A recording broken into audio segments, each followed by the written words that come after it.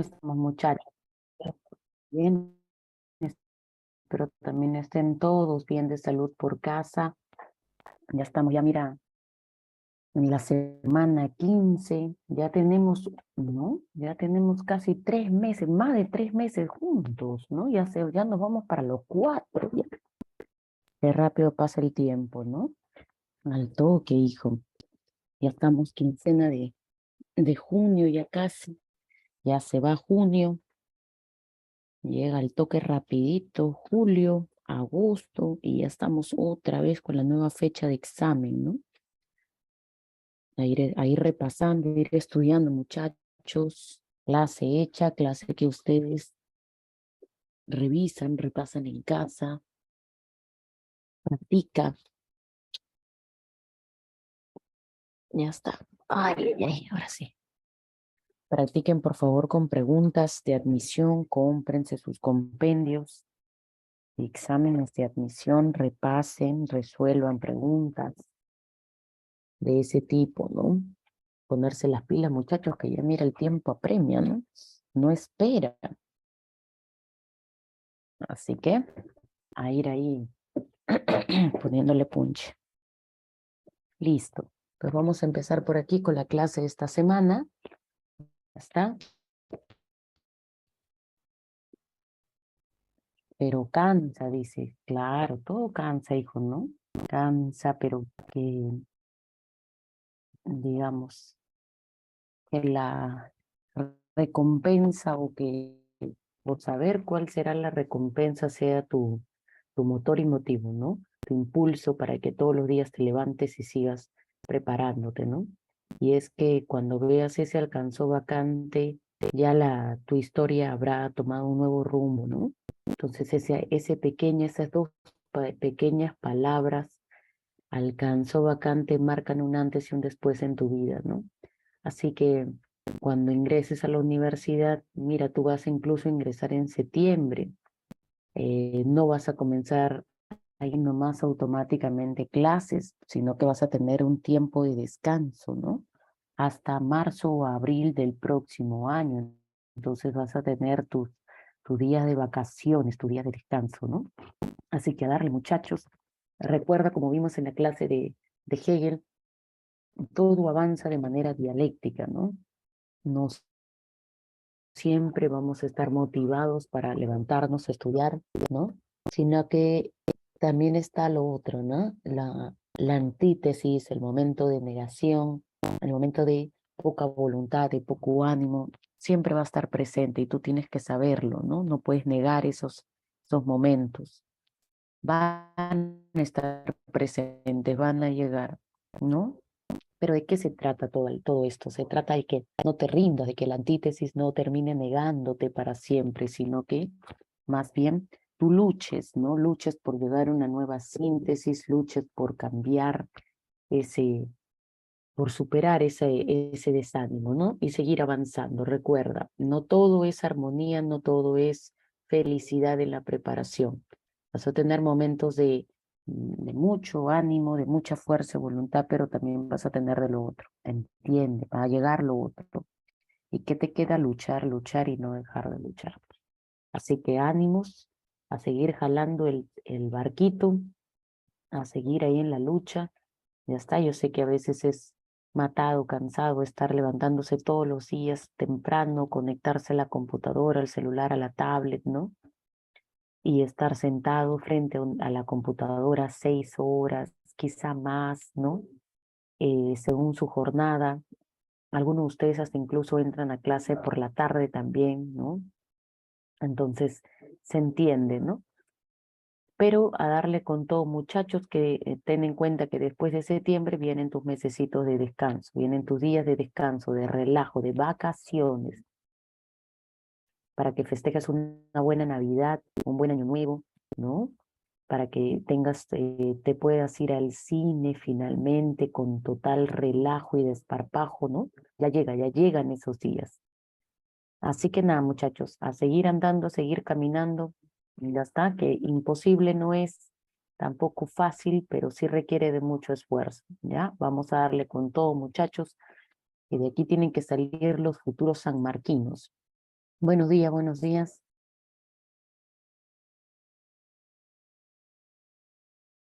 Listo, ahora sí. Vamos a empezar con la clase de esta semana. Hoy trabajamos una nueva disciplina filosófica, la axiología. Ya está. Así que empecemos por aquí. Listo. La axiología, recuerda, es una disciplina, es una rama de la filosofía. Oh, buenas, buenas, buenas. Que como toda disciplina filosófica se caracteriza porque aborda qué cosa. A ver, ¿te acuerdas? ¿Qué abordan las disciplinas, las ramas de la filosofía? A ver, Windsor.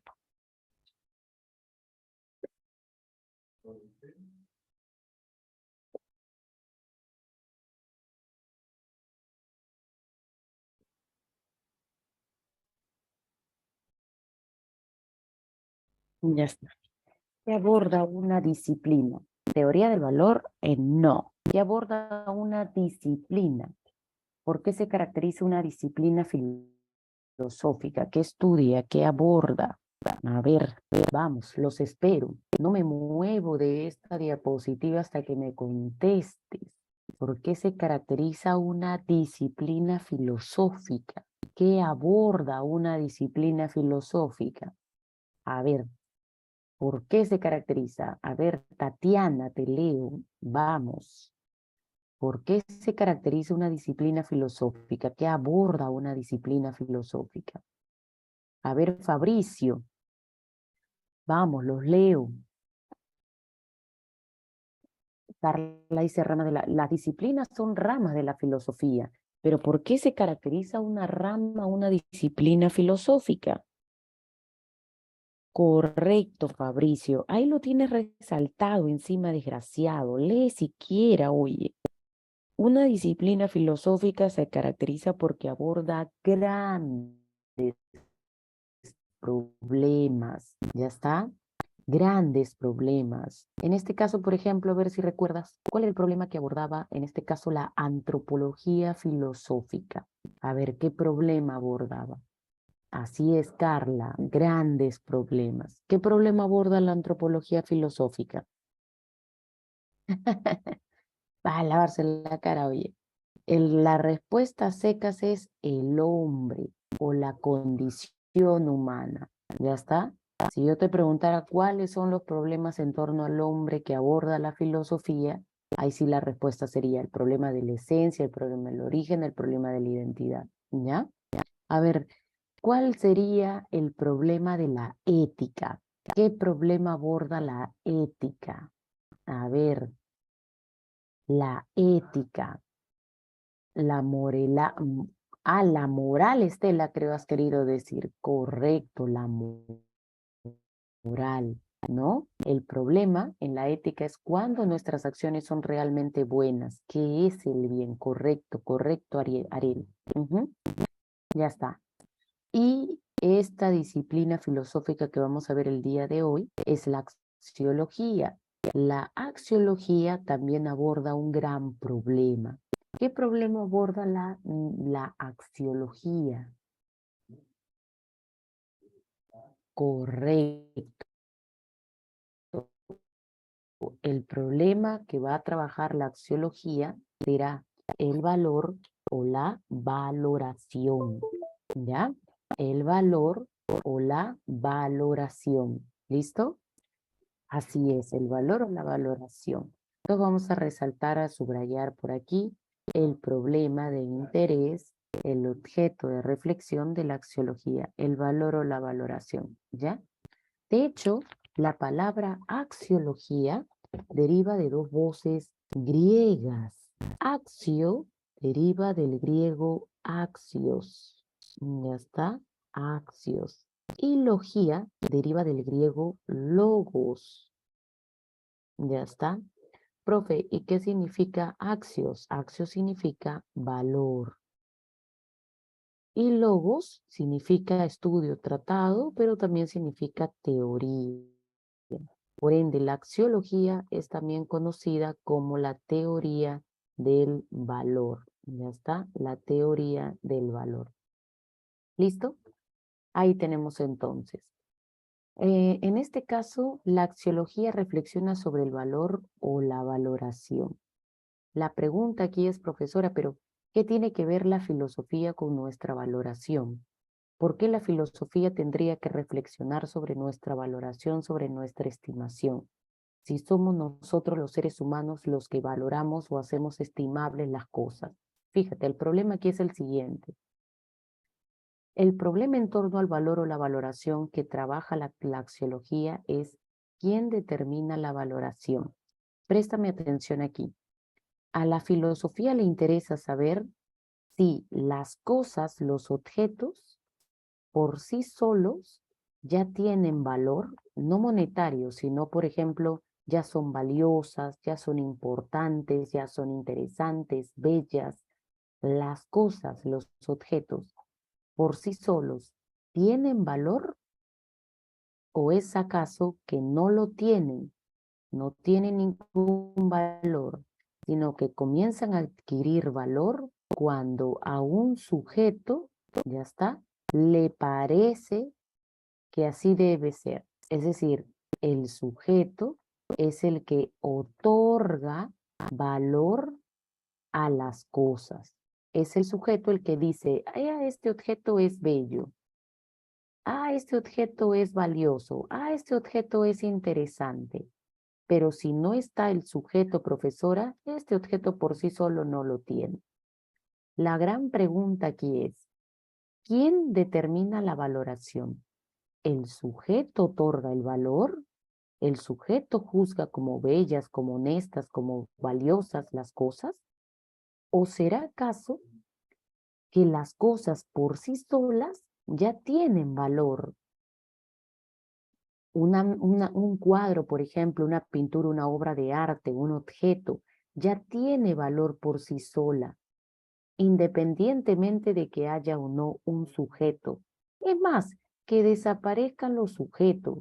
Las cosas tienen valor, son valiosas por sí solas, no dependen del sujeto para recién obtener valor. Entonces la pregunta es, ¿quién determina la valoración? ¿El sujeto o el objeto?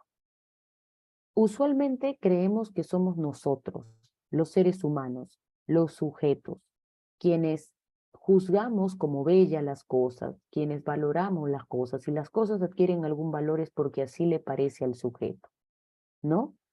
Carla, ¿no? Correcto. Creemos que somos nosotros, ¿no? Es como el problema de la belleza, profe. Si algo es bello es porque yo lo juzgo como bello. Si algo es bello es porque a mí me parece que es bello. De ahí que podamos entender la diversidad de opiniones en torno a una cosa, ¿no? Por ejemplo, algo que a mí me parece bello, de repente viene Winsor y a él no le parece de tal manera, ¿no? Por ejemplo, profesora, supongamos que Carla nos presenta a su enamorado, ¿no? Le va a presentar a su enamorada Tatiana. Tatiana, amiga, te voy a presentar a mi enamorado, a mi bichoto. Ay, él es un bello. Ay, es un churro. Ay, es la belleza encarnada, amiga. Amiga, te lo voy a presentar, por favor, pero por favor, amiga, no te enamores de él, amiga, Tatiana, por favor, ¿ah? Ya está, ya Tatiana, yo te conozco, por eso, amiga, te voy avisando, porque mi enamorado es muy churro, muy bello, uy, no sabes, ¿ah? Entonces la Tatiana le dice, ya amiga, a ver, preséntamelo a tu enamorado, a ver, quiero conocerlo. Ok, viene su enamorado. Amiga, Tatiana, te presento aquí a mi bichoto. Ay, mi bichoto se llama Windsor. Windsor bueno. Aquí te lo presento, ¿no? Entonces la Tatiana, ¿no? Lo mira al Windsor y dice, ay, amiga, ay, amiga, ay, amiga, ¿qué es eso? Amiga, amiga, ¿esa es la belleza? Ay, amiga, ahora entiendo por qué dicen que el amor es ciego. ¿Por qué, amiga? ¿Qué pasa? Amiga, ¿cuál belleza encarnada, amiga? ¿Qué estás hablando? Ay, amiga, hazte ver, ¿no? Entonces, fíjate, profe, ya ve, somos nosotros los sujetos, los que juzgamos como bellas las cosas. Las cosas, las personas no tienen belleza por sí solas. Somos nosotros los que juzgamos las cosas como bellas. De ahí que tengamos diferentes opiniones. De ahí que a Carla, su enamorado, le parezca bello y a Tatiana, cuando mira el mismo objeto o a la misma persona, pues lo mira feo. Entonces, profe, somos nosotros. La valoración depende del sujeto. Somos nosotros los seres humanos los que juzgamos como bello o no una obra, profesora, o un objeto. Entonces, fíjate, creemos que somos nosotros, ¿no? A ver, mira, yo te voy a dar por aquí un par de ejemplitos. Vamos a aprovechar la virtualidad. ¿Alguno de ustedes, por si acaso, ha leído Romeo y Julieta? ¿Ha leído Romeo y Julieta? Ya, y si no lo ha leído, por lo menos sabe de qué va, conoce el resumen, ha leído su resumen en el Rincón del Vago, sabe de qué va. Sí, sí, sí, sí, sí. Ya, ¿y qué tal la obra? ¿Qué tal, qué tal? ¿Qué tal qué tal, qué tal? Bonita, dice. Es buena, profe, dice. Hasta en el Chapulín la imitan, dice, en el Chapulín, ¿no? Buena. Qué tal la obra o la película? Buenísima, ¿no? Chévere, profe, bacán, dice. Correcto. Tragedia romántica, profe, ahí lo tienes, ¿no? Listo. Ya mira, tú me acabas de decir que la obra es buenísima, ¿no? Aparentemente tú eres el que juzga como buena, como interesante, como bacán, como chévere la obra. Aparentemente somos nosotros, ¿no? Quienes le otorgan esas cualidades a la obra literaria Romeo y Julieta, ¿no? ¿Ya está? Ya, a ver, otra. ¿Alguno de ustedes ha leído La Ilíada? Ay, no tengo una de... Acá está, pero salió. ¿Alguno de ustedes ha leído, sabe de qué va la Ilíada, mm, la Odisea? Profe, hasta película hay del Odiseo, ¿no? ¿Y qué tal la? ¿Qué tal la Ilíada? Hasta tu profe agüerito seguro te ha contado todo el resumen de la Ilíada, ¿no? ¿Qué tal? ¿Qué tal? Eso sí, buenísima, dice la Rosario, buenísima profesora, ¿no? Buena, buenísima, ¿no? Obi, dice, ok, correcto. Hasta ahí parece que somos nosotros los que juzgamos como bella, bonita, buenísima una obra, ¿no? Depende del sujeto. Ya, otra cosa. ¿Alguno de ustedes ha leído o sabe de qué va los 7 ensayos de Mariátegui? Este libro, Los 7 ensayos de interpretación de la realidad peruana. ¿Alguno de ustedes ha leído? ¿Ha leído o no? No, profe, nada, ya, correcto. Esta obra es bonita, Rosario, puede ser buenísima. Esta obra es buena, esta obra es interesante, entretenida. ¿Acaso esta obra, perdón, tiene todas las cualidades que ustedes me dijeron de la Ilíada y de Romeo y Julieta? Ah, podría ser, profe. A ver, vamos, respondan. ¿Esta obra es interesante? ¿Es buena? ¿Es buenísima? ¿Sí o no? No lo sabré hasta leerla, dice. Ah, Tatiana, eso quiere decir que tú estás asumiendo una postura según la cual somos nosotros los sujetos, los que juzgamos como bella, interesante una obra. Para que esta obra tenga todos esos valores, todas esas cualidades, profe, primero tengo que leerlo. Si yo lo leo y juzgo como tal, esta obra lo tendrá, ¿no? Entonces, Tatiana, aparentemente tú estás asumiendo la idea de que nosotros los sujetos juzgamos como valiosas las cosas, pero ¿será así? ¿Esta obra de Mariátegui por sí sola no tiene valor? ¿Será acaso que necesita de que sea leída por Tatiana para que esta obra tenga valor? Al margen de que tú la leas o no, ¿acaso no tiene valor ya? ¿No es interesante por sí sola? ¿No es buenísima por sí sola? ¿Tú crees que necesita primero del sujeto para obtener todos esos valores? Ah, la profe, creo que sí tiene, dice. Ah, ya ves, mira, ahí empezamos a dudar, ¿no? Sí tiene valor y no necesita del sujeto, dice Areli. Ujú. Ah, no sé, allá como que ya se empezó a dudar, ¿no? Porque todos al inicio empezaron, no, profesora, depende del sujeto. Si esa obra tiene valor es porque así nos parece a los sujetos. Ya comenzaste a dudar. Ya, mira esta pintura. A ver.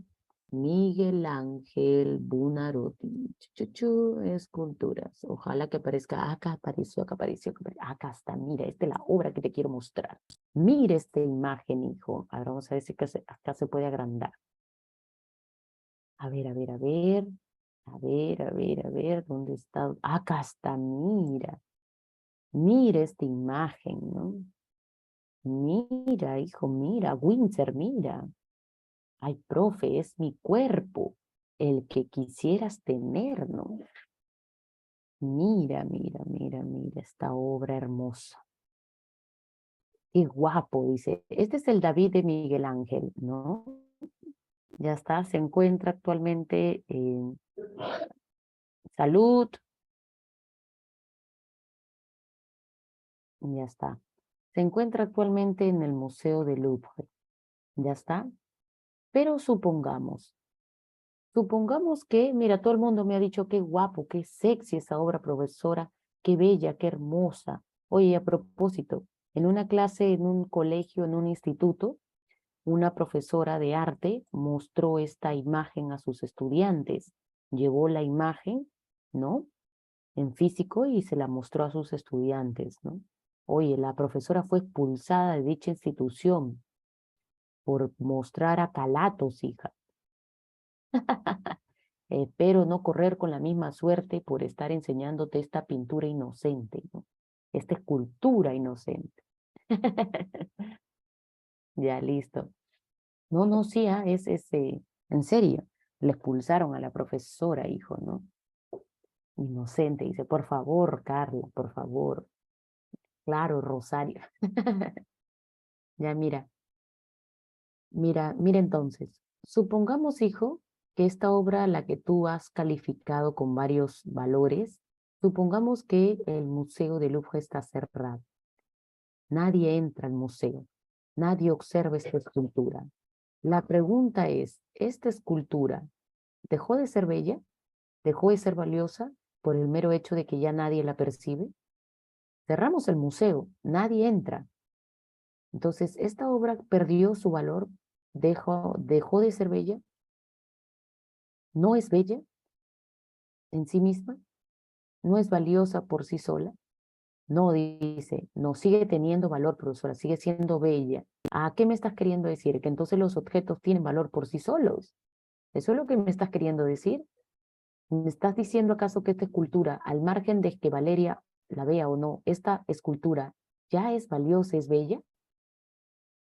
Entonces, ¿a dónde llegamos? ¿Quién determina la valoración? ¿El sujeto o el objeto? ¿Dónde está la valoración? ¿Somos nosotros los sujetos los que juzgamos como bellas las cosas o es el objeto?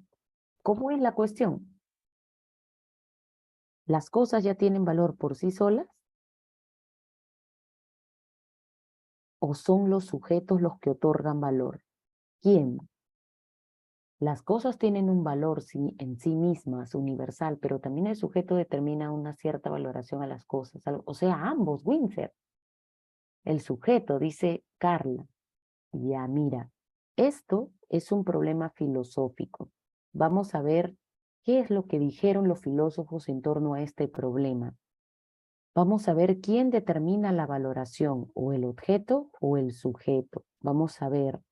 Profe, ¿y vamos a tener una respuesta definitiva para resolver este problema? No, ya sabes que esto es filosofía. Así que lejos de tener una respuesta definitiva o concluyente, lo que vamos a tener son diversas respuestas, diversas respuestas que van a generarnos en realidad más problemas. ¿Ya está? Esto es filosofía, hijo. Las respuestas filosóficas siempre conducen a nuevos problemas. ¿Ya está? Pero entonces, la clase la vamos a dividir en dos partes. En la primera parte vamos a hablar sobre el objeto de reflexión de la axiología, el valor. Vamos a ver qué cosa es, dónde aparece, sus características, los tipos de valores, en fin. Y en la segunda parte vamos a trabajar las doctrinas axiológicas, es decir, vamos a ver las diversas posturas filosóficas que surgieron para responder el problema que acabamos de plantear. ¿Quién determina el valor o la valoración? ¿Ya está? Entonces, esta clase está dividida en dos partes, ¿ya?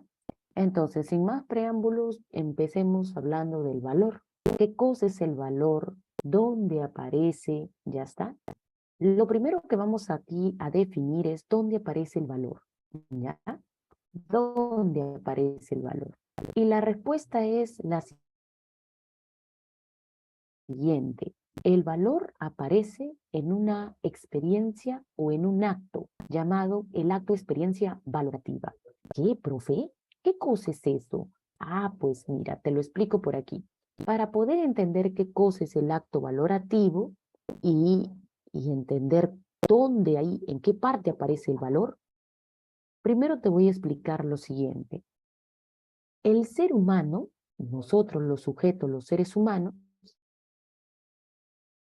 tenemos dos formas de relacionarnos con un mismo objeto.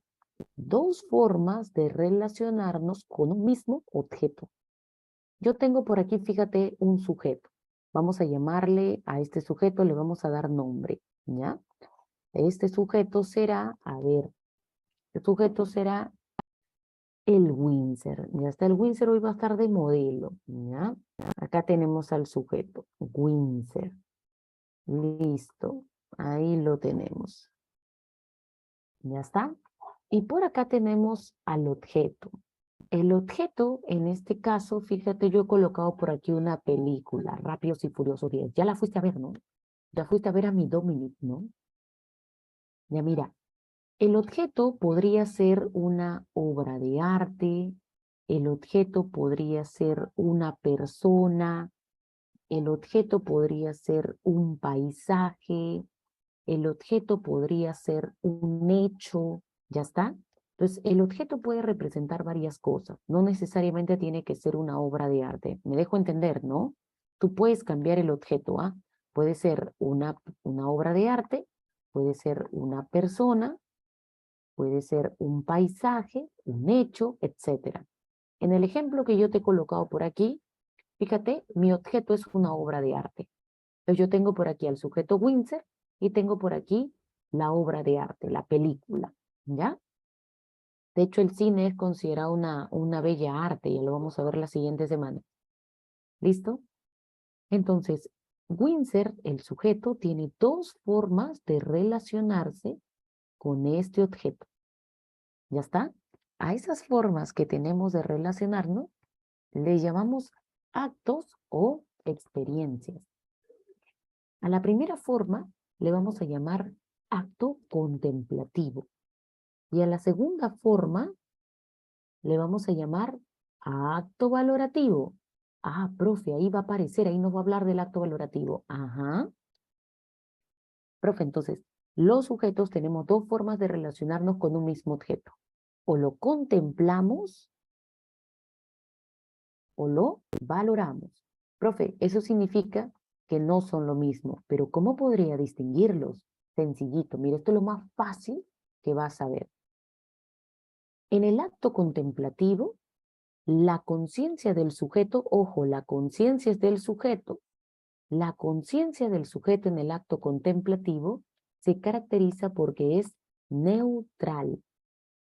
¿Conciencia neutral? Sí. Recuerda, no te olvides, por favor. Conciencia neutral es el sujeto. ¿Ya está? Entonces, en el acto contemplativo, la conciencia del sujeto es neutral. ¿Eso qué significa? Que el sujeto no toma posición ni en favor ni en contra del objeto con el que se relaciona. Es decir, el sujeto solamente mira, contempla, observa, ya está, pero no toma posición ni en favor ni en contra. Es decir, no está diciendo, hoy esa película es fea, hoy esa película es buena, nada, simplemente es un espectador, como cuando vas al cine, te sientas, comienzan a proyectar la película, miras la película, ya está, entonces comienzas a observar, contemplar, mirar. Sigues el hilo conductor, sigues la historia. Ahí diremos que estás en acto contemplativo, porque solamente estás mirando, estás contemplando. ¿Ya está? Profe, ¿y cómo sabemos que estamos en acto contemplativo? Porque a través de nuestro lenguaje expresamos juicios. Profe, ¿y qué cosa es un juicio? Juicio es una oración. Una oración, ya está, que se caracteriza, un juicio de ser, es una oración que se caracteriza por ser una descripción, un juicio de ser describe de manera objetiva el objeto con el que nos estamos relacionando. Una descripción objetiva. Anota otros nombres, por favor, para juicio de ser. Si San Marcos no te coloca juicio de ser, podría colocarte juicio neutral, anota porque lo voy a borrar, juicio ontológico, o también podría llamarle juicio de existencia. Cualquiera de esos nombres es válido.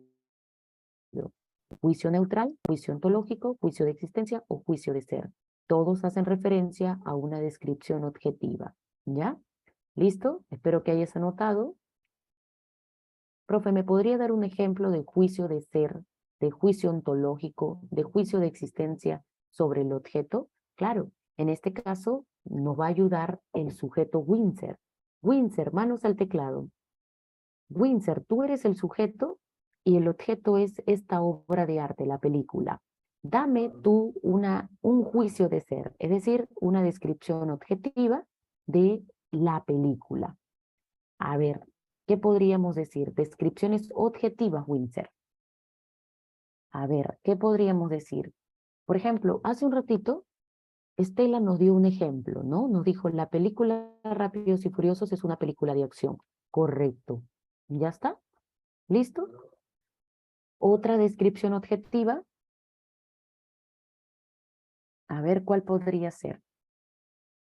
Es una película que continúa una saga. Correcto, estamos describiendo. Podríamos decir también lo siguiente. Rápidos y Furiosos es una película de acción dirigida por Louis Leterrier. Entonces, si te das cuenta, acá está el objeto, ya está. Aquí está el objeto, listo. Fox X es la nueva versión, la nueva película, ¿no? Entonces, este es el objeto, Rápidos y Furiosos, y todo lo que viene por aquí es una descripción objetiva. Podríamos decir, ¿no? Acá está, esto es una descripción objetiva. Otro ejemplo podría ser el actor principal de la película Rápidos y Furiosos es Dominic Toretto, por ejemplo, ¿no? O el nombre real de Dominic Toretto es Vin Diesel, por ejemplo. ¿Ya está? Entonces estamos dando descripciones objetivas. ¿Ya está? ¿Listo? Entonces ese sería un acto contemplativo. Como puedes ver en el acto contemplativo, no aparece el valor. Aquí no hay valor, no hay valoración. Aquí solamente observamos y describimos lo que vemos, nada más. Entonces, aquí el valor no aparece. Ahora, vayamos al acto valorativo. ¿Por qué se caracteriza el acto valorativo? Tenemos al mismo sujeto y tenemos el mismo objeto. Ahora en el acto valorativo, la conciencia ya no es neutral, la conciencia es parcial. ¿Eso qué significa? Que a partir de ahora el sujeto Windsor sí toma posición. Toma posición o en favor o en contra del objeto con el que nos estamos relacionando. Ahora sí toma posición. ¿Ya está? Profe, pero ¿cómo sabemos que ahora sí el sujeto Windsor tomó posición o en favor o en contra del objeto? ¿Cómo lo sabemos? Porque el sujeto Windsor, a través de su lenguaje, otra vez expresa un juicio. Solo que a estos juicios del acto valorativo ya no les llamamos juicios de ser, ahora les llamamos juicios de valor. O podríamos llamarle valoración a secas. O podríamos llamarle estimación. ¿Ya está? Valoración o estimación. Entonces, ¿por qué se caracteriza un juicio de valor? Ya no es una descripción objetiva. Un juicio de valor se caracteriza porque es una estimación o una valoración. ¿Ya está? Y ya no es objetiva. Ahora será subjetiva. ¿Ya está? Profe, por ejemplo, A ver, tenemos otra vez al mismo sujeto Windsor y tenemos por aquí el mismo objeto, la película Rápidos y Furiosos. A ver, Windsor, ahora un juicio de valor sobre la película, sobre el objeto. Mismo objeto, pero ahora un juicio de valor. A ver, Windsor. A ver, podríamos decir, a ver, un juicio de valor. A ver, Fabricio. Estela, la película Rápidos y Furiosos es entretenida, ¿correcto? Fíjate, Estela, en lo que tú me acabas de decir, ahí aparece el valor entretenida. Puede venir de repente alguien y decir, profe, no es entretenida, es aburrida, ¿no? Profe, si digo entretenida o si digo aburrida, en ambos casos es juicio de valor, sí. Recuerda que la valoración o es en favor o en contra. ¿Ya está? La película no le llega a los talones de la 3 o la 4. Ok, ¿listo? Estamos ahí emitiendo juicios de valor, ¿ya? De repente alguien podría decir, profe, el actor Vin Diesel en la película Rápidos y Furiosos es muy sexy, profe, ¿no? Eres un tipo elegante, profe, ¿no? Entonces ahí seguimos emitiendo juicio de valor, ¿ya está? La película Rápidos y Furiosos es sumamente aburrida, ¿no? También ahí estamos emitiendo juicio de valor. Entonces yo he colocado por aquí el siguiente ejemplo, fíjate. Rápidos y Furiosos, otra vez aparece el objeto, es una película muy entretenida y emocionante. Entonces aquí, entretenida y emocionante. ¿Qué son estos? Estos son valores, son cualidades valorativas. Es más, hasta he aumentado, e intensificado mi valoración porque he dicho muy interesante y entretenida, ¿no? Emocionante y entretenida. Entonces, puedes darte cuenta que el valor o los valores aparecen aquí, en el acto valorativo. Aquí aparecen los valores. Entonces, ahora que ya sabemos que el valor aparece aquí, no confundas el acto valorativo con el acto contemplativo. Profe, entonces, ¿para qué me ha hablado del acto contemplativo? Para que tú tengas una idea y lo diferencies del valorativo. ¿Ya está? Pero ¿dónde aparece el valor? No te olvides, en el acto valorativo. ¿Con cuál de los dos trabaja la axiología? La axiología únicamente trabaja con este de aquí, acto valorativo. ¿Ya está? ¿Listo? No más. ¿Ya? Entonces, ahora que ya sabe dónde aparece el valor, te voy a pedir que me ayudes con lo siguiente. Identifícame cuáles serían los elementos del acto valorativo. A ver, vamos, te toca. Identifícame qué se necesita para que haya acto valorativo. A ver, yo te ayudo. Deberían haber 4 elementos. 4 elementos. A ver, ¿cuáles serían los elementos? Uno sería, correcto, el sujeto. Windsor, ¿ya? ¿Qué más se necesita? 2 sería el objeto, correcto. Claro, pues si no, ¿qué vamos a valorar, no? 3,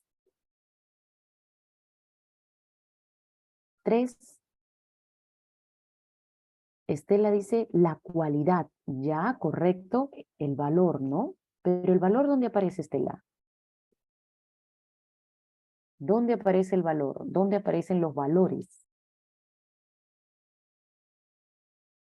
Correcto, Rosario, aparecen en el juicio de valor. ¿Ya está? Entonces el juicio de valor sería el tercer elemento. Y el cuarto sería el valor o los valores. Claro, los valores aparecen en el acto valorativo, perdón, en el juicio de valor. ¿Ya está? Entonces ahí tienen los 4 elementos. ¿Cuáles son los 4 elementos del acto valorativo? 1, el sujeto. 2, el objeto. 3, el juicio de valor.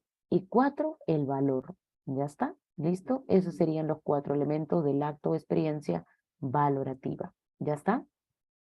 Listo. Ahora que ya sabes dónde aparece el valor, veamos si reconoces un juicio de ser o un juicio de valor. Así que te voy a dar algunos ejemplos y tú me vas a identificar a qué grupo pertenecen, ¿ya? A ver, empecemos. Primer ejemplito. A ver, a ver, a ver. Robarle a un padre, ya está. Robarle a un padre es indigno de un buen hijo. Robarle a un padre es indigno de un buen hijo. Esa oración es un juicio de ser o un juicio de valor.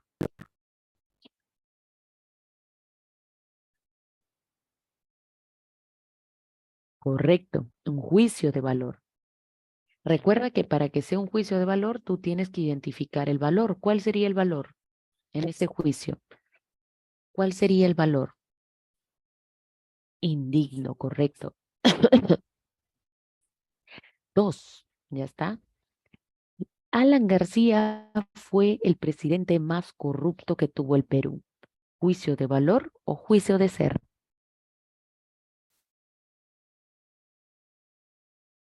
Valor, correcto. ¿Cuál es el valor? Correcto, corrupto. Ya está, corrupto. Incluso yo le intensifiqué mi valoración porque dije más corrupto, ¿no? Ya está. Ujú, claro. La esclavitud es la privación de la libertad. La esclavitud es privarle de la libertad a alguien. ¿Juicio de ser o juicio de valor? Correcto, juicio de ser. Es una descripción objetiva. ¿Ya está? Descubrieron al sacerdote besando a la monja. ¿Juicio de ser o juicio de valor? Descubrieron al sacerdote besando a la monja. Besito, besito, ahí estaba, ¿no? Correcto, juicio de ser. Ay, qué mal habráse visto ahí el padrecito besando a la monja. ¿Qué es eso? ¿Juicio de ser o juicio de valor?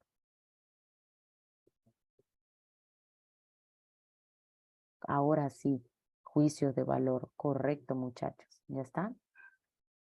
Es inaceptable la infidelidad de la esposa del Cuto Guadalupe al Cuto Guadalupe. Ah, juicio de valor, correcto, ¿no? Ujú, claro.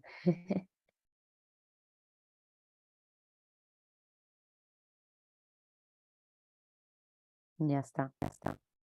La fuerza de gravedad atrae las cosas hacia la Tierra. ¿Juicio de ser o juicio de valor?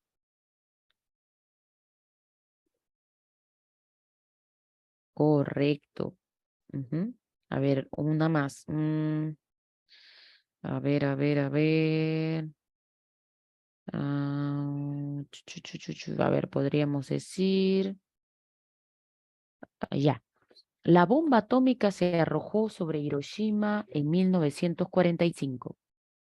Juicio de ser, juicio de valor.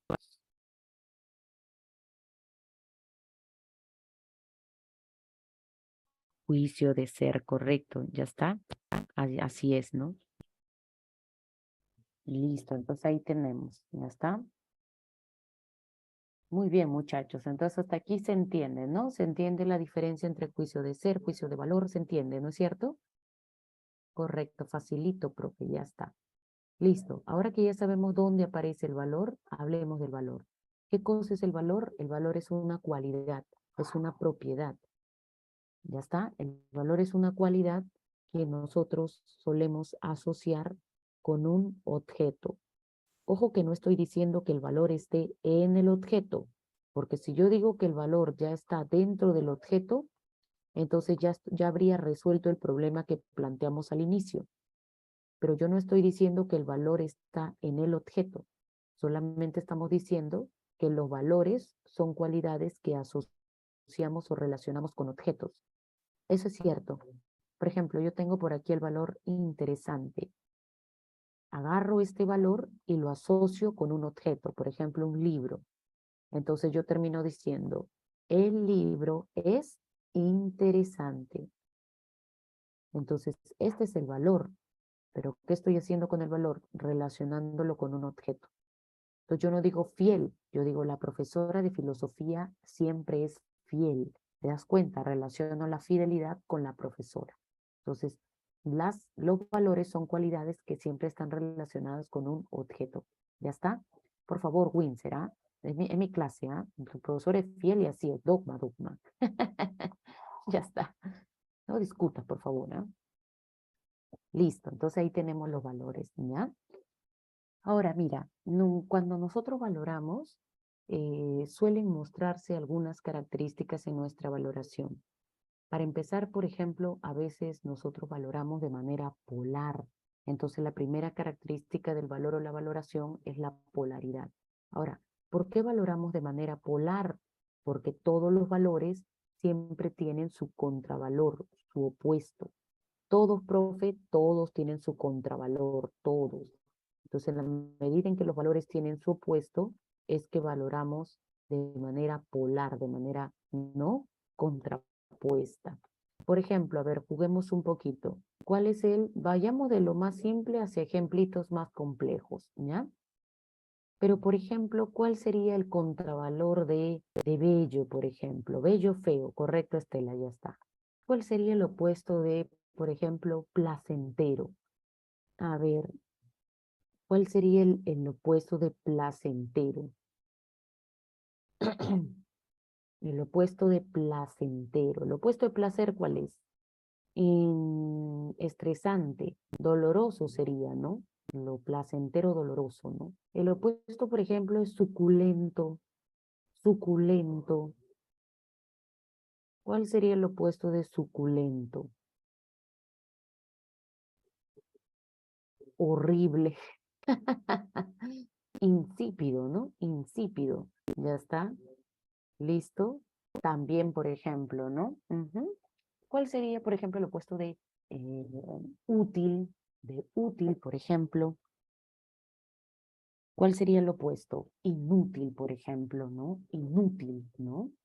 ¿Cuál sería el opuesto de coherente? Coherente, coherente.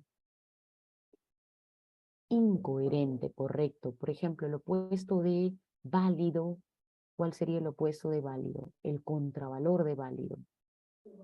Inválido. ¿Cuál sería el opuesto, por ejemplo, de santo? Santo, santo. Insanto, dice el Windsor. Windsor, mira, mira este fenómeno. Insanto, me ha dicho. Santo profano, pecador, ¿ya está? En otro salón me dijeron, profe, opuesto de santo, diablo. No, ¿cuál diablo? ¿Desde cuándo el diablo se volvió un valor, oye? Desgraciado ahí. Ya está. En todo caso, sería pues diabólico, ¿no? ¿Ya? No, no, el opuesto de santo no es diablo, y es pecador, diabólico, profano, ¿no? ¿Listo? Ujú. El opuesto de saludable, el opuesto de saludable, insalubre, dañino, ¿no? Ujú. Claro.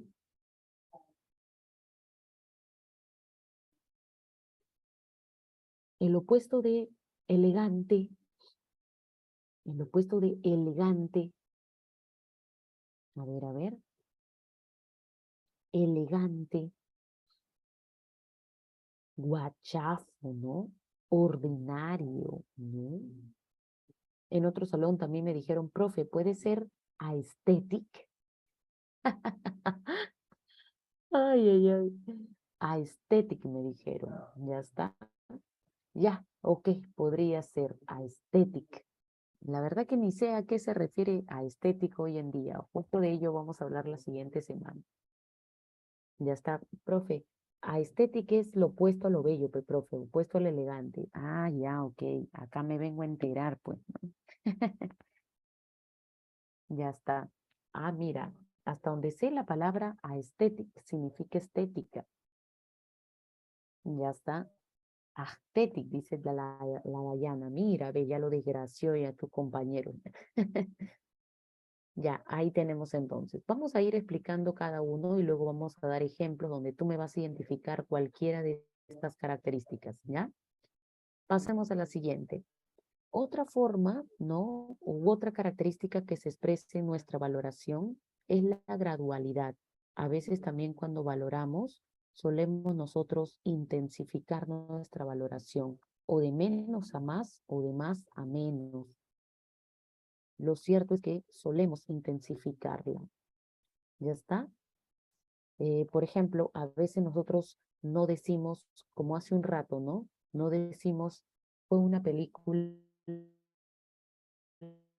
interesante y entretenida, sino que decimos, fue muy entretenida, muy emocionante. Entonces, el muy ya está intensificando mi valoración. ¿Te das cuenta? Claro, ¿no? Por ejemplo, a veces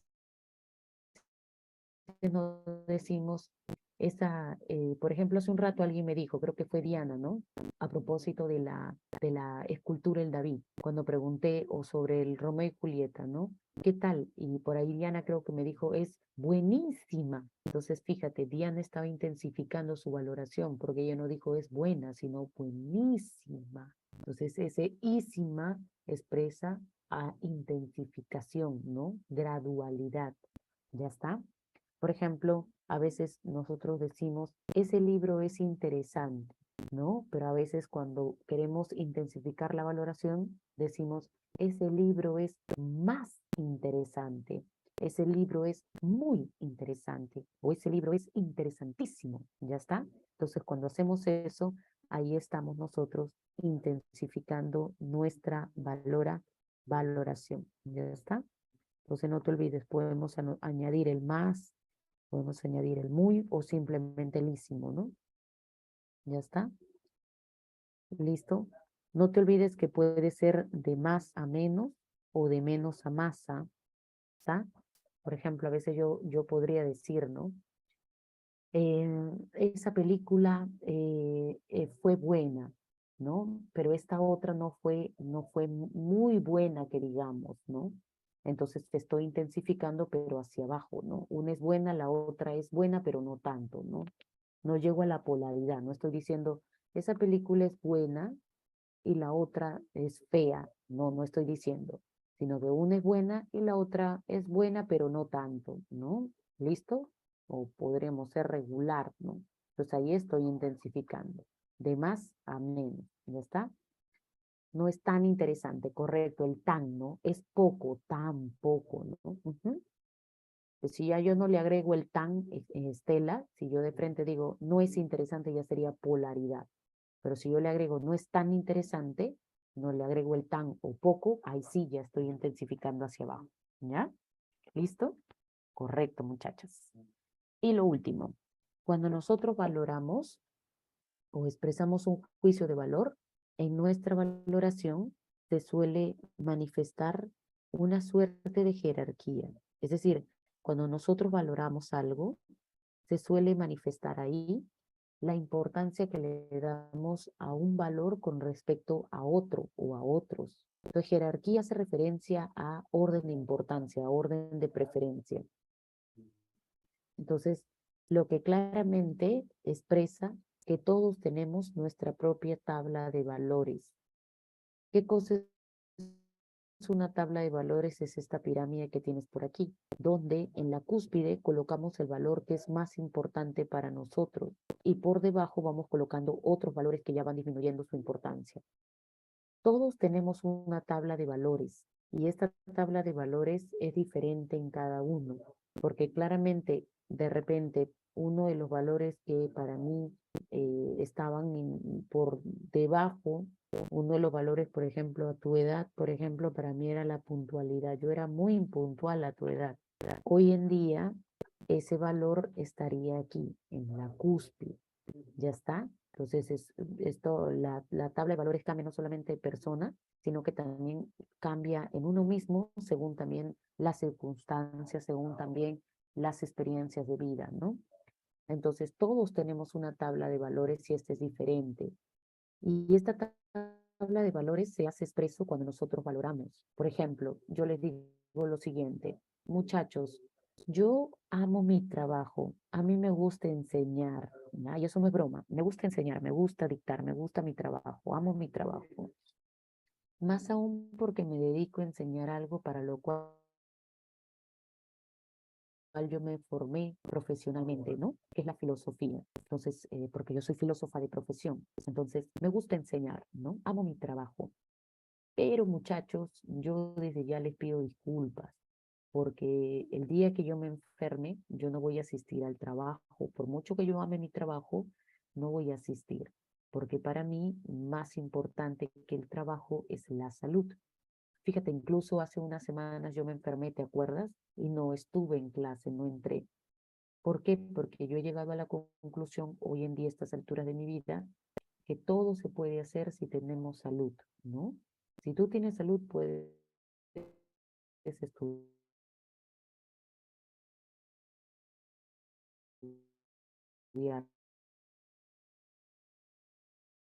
salud, trabajo, por mucho que ame dictar, es mi salud.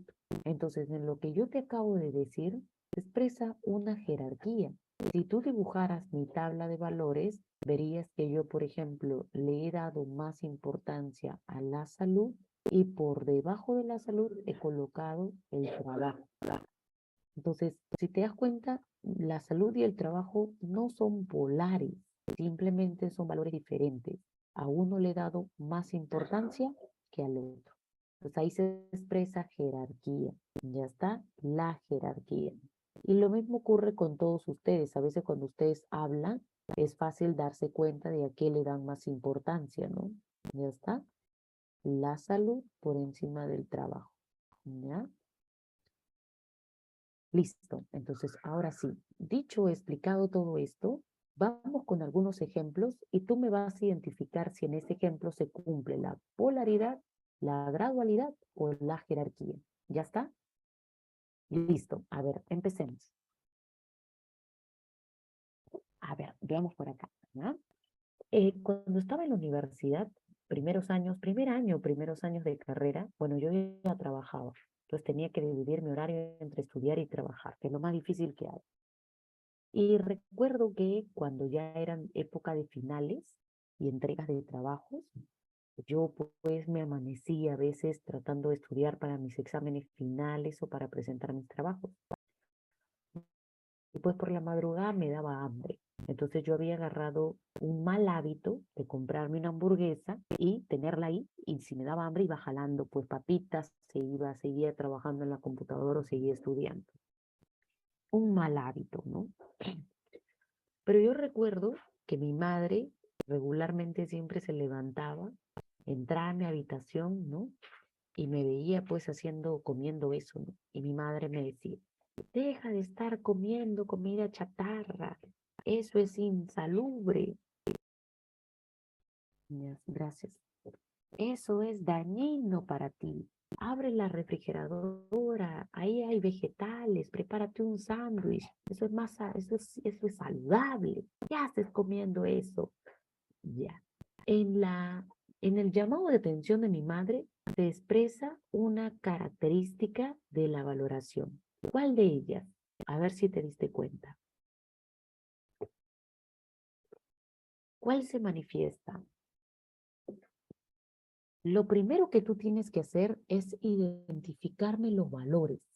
A ver, ¿qué valores utilizó mi mamá? ¿Qué valores? ¿Qué valores utilizó?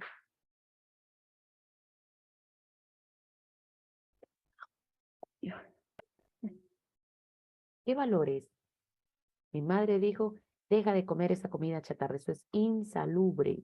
Ya está. En cambio, abre la refrigeradora, ahí hay verduras, vegetales, come eso, eso es saludable. Entonces, si tú te das cuenta, saludable, insalubre, acá hay polaridad. Entonces, lo que tú tienes que hacerme primero siempre es identificarme los valores. No la comida chatarra, no el sándwich, no, acá me identificas valores. ¿Ya está? ¿Listo? Entonces, ojito, ojito, primero escucha los valores automáticamente. Una vez que identifique los valores, analizas. ¿Son polares? Si son opuestos, ya sabes, polaridad. Si no son opuestos, sino que a uno le damos más importancia que al otro, ya está, jerarquía. ¿Ya está? Listo. Siguiente ejemplo. A ver, alguno de ustedes, por si acaso, no, mira, pongámoslo así. Tatiana. Tatiana me contó ayer, ya está, que el Fabricio le pidió ser su enamorada. Tatiana, ¿y qué le contestaste? Le pregunté yo. La Tatiana me dijo, profe, le dije que no. Ah, Tatiana, ¿por qué? Profe, yo le dije que no, porque para mí ahorita más importante que el amor son los estudios. Yo quiero ingresar a San Marcos, profe. Así que por eso le dije que no. Lo siento, Fabricio, pero para mí ahorita más importante es estudiar para ingresar que el amor. Perdón, perdón. Ya, ¿qué característica en la valoración se expresa ahí? Ya, jerarquía. A ver, si es jerarquía, identifícame tú cuáles serían los valores que se han jerarquizado. ¿Cuáles serían? Ingresar no es un valor, oye. Ah, estudiar, el estudio. Ah, ya. Pero date cuenta lo que dices, oye, desgraciado. ¿Ah? Estudio y el amor, correcto. Entonces el estudio está por encima del amor, jerarquía. ¿Ya está? ¿Listo? Ya, ahora sí. Siguiente ejemplo. A ver, ¿alguno de ustedes conoce la historia de Marie Curie? ¿Conocen su historia? ¿Saben quién fue Marie Curie? Marie Curie, ya, claro, fue una científica, ¿no? ¿Listo? Que estuvo estudiando el plomo, ¿no? Un elemento químico que de hecho era muy radioactivo, ¿no? Pero Marie Curie era una mujer muy apasionada por su trabajo, su investigación, lo que venía haciendo, ¿no? Y ella sabía que ese elemento químico era muy radioactivo y que estaba de alguna forma dañando su salud. Pero Marie Curie, a sabiendas de ello, pues decidió continuar con su investigación a pesar de que ésta le hacía daño, ¿no? Claro, era muy radioactivo el elemento químico. Y lo cierto es que finalmente Marie Curie perdió la vida, ¿no es cierto?, a causa de ese elemento químico, ¿no? O lo radioactivo que era. Pero en la decisión de Marie Curie nosotros podemos observar una característica de la valoración. ¿Cuál de ellas? A ver, ¿cuál de ellas observamos? ¿Qué característica? En su decisión, ¿qué característica observamos? A ver, vamos, vamos. Jerarquía, correcto. ¿Cuáles serían los valores? La ciencia y la salud. Ya el conocimiento y la salud. Ya el conocimiento, la ciencia por encima de la salud. Correcto. Excelente. Muy bien, jerarquía. Ya ve, ya le vas agarrando, ¿ah? Ya le vas agarrando el ritmo. Claro, para ella sí, ¿no? Ujú. A ver, otro ejemplo. En el último campeonato de fútbol, el rendimiento deportivo de la U fue regular. El de Sporting Cristal, bueno. Y el de Alianza Lima, muy bueno. A ver, ¿qué característica de la valoración se expresa ahí? A ver, a ver, a ver, a ver. A ver, a ver. Correcto, gradualidad. ¿Cuáles serían los grados? ¿Cuáles serían? Correcto, regular, bueno y, y muy bueno. En ningún momento, Windsor, dije hasta las patas. Ok, ya está. Gradualidad. No sé de dónde me sacó ese Windsor, lo ha personalizado ha subjetivizado ese ejemplo, ¿no? Parecía, profe. Ok, ahí tenemos entonces, ¿ya? Ok, ya está. A ver, otro ejemplo. El pasado fin de semana me regalaron mi anillo de compromiso, pero me llevaron a escogerlo. Ya está. A mí es un ejemplo. A mí el anillo que escogí me pareció elegante, bello, pero a mi novio el anillo le pareció feo y guachafo. Ay, por eso ya no me quiero casar, ya hijo, mejor no me caso. A ver, ¿qué característica de la valoración se expresa ahí? Correcto. Ya está. Polaridad. ¿Cuáles son los valores? Identifícame los valores. Valores, ¿cuáles son? Elegante y lo opuesto, ¿no? Guachafo, ordinario, ¿no? Ya está. Ahí tenemos entonces. ¿Listo? Correcto, muchachos. Ya está. Ya estamos ya entonces, ¿no? Ya. Te doy un último ejemplo. ¿Ya? O dos ejemplos. A ver. Muchachos, las canciones de los Beatles son buenas, hijo, buenas, ¿no? Uy, qué buenas, qué buenas. Pero a mí me pones el lobo y la sociedad privada y uff, buenísimas canciones. Ahí sí te bailo, hijo, ¿no? Patitas, ¿para qué te tengo, no? ¿Qué característica de la valoración se expresa? A ver, a ver, ¿qué característica? Ahí está, pues, te has concentrado en el lobo y la sociedad privada y te olvidaste de los valores. No, no hay polaridad. Tampoco hay jerarquía. Tampoco. Hay gradualidad. Ya está. Las canciones de los Beatles son buenas. De lobo y la sociedad privada, buenísimas. Entonces hay gradualidad. Ya ves, tú te distraes, pues, fenómeno.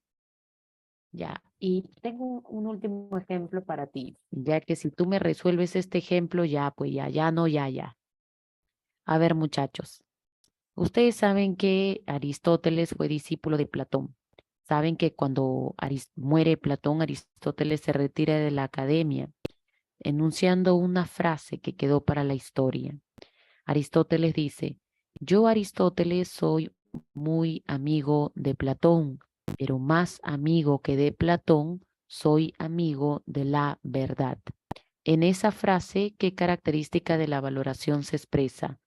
Yo, Aristóteles, soy muy amigo de Platón, pero más amigo que de Platón, soy amigo de la verdad. Característica. Correcto, jerarquía. Ya, si hay jerarquía, ¿cuáles serían los valores? Ya, ¿cuáles serían los valores? La verdad, ya. Y el otro, la amistad. ¿Cuál estaría por encima de cuál?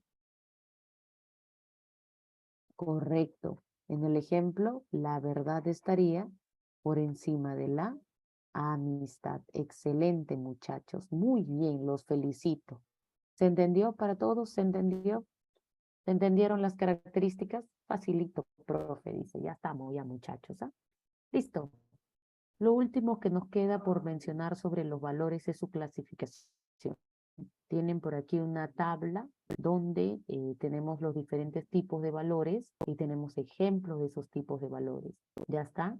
Entonces lo que les va a quedar a ustedes es aprenderse un poco a qué grupo pertenecen ciertos valores, como por ejemplo, agradable, desagradable, pertenecen al grupo los valores sensoriales hedonistas. ¿Cuáles son los valores sensoriales hedonistas? Son los que surgen cuando utilizamos los sentidos para entrar en contacto con las cosas. Por ejemplo, cuando vamos a comer, utilizo los sentidos, ¿no? Una tortita de chocolate, utilizo el gusto, ¿no? Ya está. Y entonces la medida en que de gusto, ¿no es cierto? Esa torta de chocolate automáticamente surge una sensación placentera. Entonces, cuando yo experimento esa sensación, correcta, Estela, cuando yo experimento esa sensación placentera, utilizo valores como, por ejemplo, ¿no? ¡Ah! Qué agradable esta torta, qué deliciosa, ¿no? Qué sabrosa, ¿no es cierto? O puede ser lo contrario también, ¿ah? Ay, qué insípida, ay, qué desagradable esta comida. Entonces, cuando utilizamos los sentidos o cuando sentimos una sensación placentera, utilizamos este tipo de valores sensoriales o hedonistas. Los valores vitales son los que están relacionados con la salud, la vitalidad humana, ¿no? Por ejemplo, mi madre cuando me decía, deja de comer esa comida chatarra, es insalubre, mi mamá estaba utilizando valores vitales, ¿no? Me decía, prepárate un sándwich, eso es saludable, valores vitales, ¿no? O cuando te dicen, oh, haz ejercicio, eso te va a mantener con energía, saludable, bien. Entonces se están usando valores vitales. ¿Ya está? Los valores económicos o técnicos son valores que están relacionados con la utilidad de las cosas, con lo lucrativo que puede hacer algo. Por ejemplo, cuando vamos a comprar algo, ¿no? Ay no, esa blusa, ese vestido, ese pantalón, ese videojuego está caro. Entonces, fíjate, caro es un valor económico o técnico, ya está, relacionado con la utilidad, lo lucrativo o no que puede ser algo, ¿no? Los valores sociales son valores que utilizamos para juzgar las acciones de las personas en tanto la acción de dicha persona repercute en la sociedad. Por ejemplo, algunas cosas que nosotros hacemos repercuten en la sociedad, ¿no? Hay cosas que no, pero hay otras que sí. Por ejemplo, yo no sé si ustedes recuerdan este famoso personaje que apareció en el contexto la pandemia llamado el ángel del oxígeno. Este hombre que lamentablemente perdió la vida, no sé si recuerdan su historia, pero este hombre se caracterizó porque en el contexto de pandemia no elevó el precio del balón de oxígeno cuando otros comerciantes sí lo hacían, ¿no? Y fíjate, el hecho de que él no elevara el precio eh, generó un impacto en la sociedad, porque muchos pues recurrieron a él para obtener su balón de oxígeno, ¿no es cierto? Y entonces su acción repercutió en muchos de la sociedad, ¿no? En Lima en este caso. Entonces, en la medida en que tu acción tenga un impacto más allá de tu familia, sino que un impacto en la sociedad, entonces se utilizan valores sociales para juzgar tu acción. Es por eso que, por ejemplo, el ángel del oxígeno, ¿no? Su acción le llamaba, ¿no? Hoy este es un hombre justo, es un hombre solidario. Fíjate, y esos son valores sociales o jurídicos, ¿verdad? Puede que de repente también eh, utilicemos estos mismos valores para juzgar las acciones de las personas en tanto su acción impacta del día que declararon la pandemia y muchos pues fueron a abarrotar los supermercados y se llevaron absolutamente todo, ¿no? Cuando llegamos pues muchas personas, pues las góndolas estaban vacías. Entonces, esa acción de estas personas impacta de manera negativa en la sociedad, en los otros que nos vimos perjudicados.